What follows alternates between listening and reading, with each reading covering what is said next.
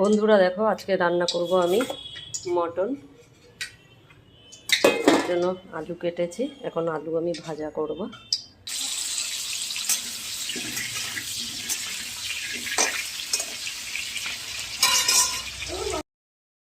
দেখো আমার আলু ভাজা হয়ে গেছে, তুলে নিয়েছি লাল লাল করে। এবারে এর মধ্যে তেলের মধ্যে আমি গোটা জিরে ফোড়ন দেবো।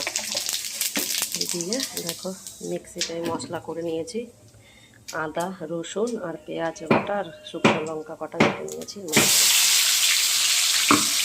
দিয়ে মশলাটা ভালো করে কষাবো।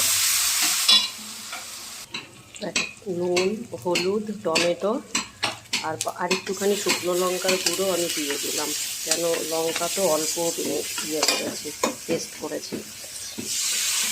এবারে এর মধ্যে আমি মাংসটা দিয়ে দেবো, দিয়ে ভালো করে কষাবো।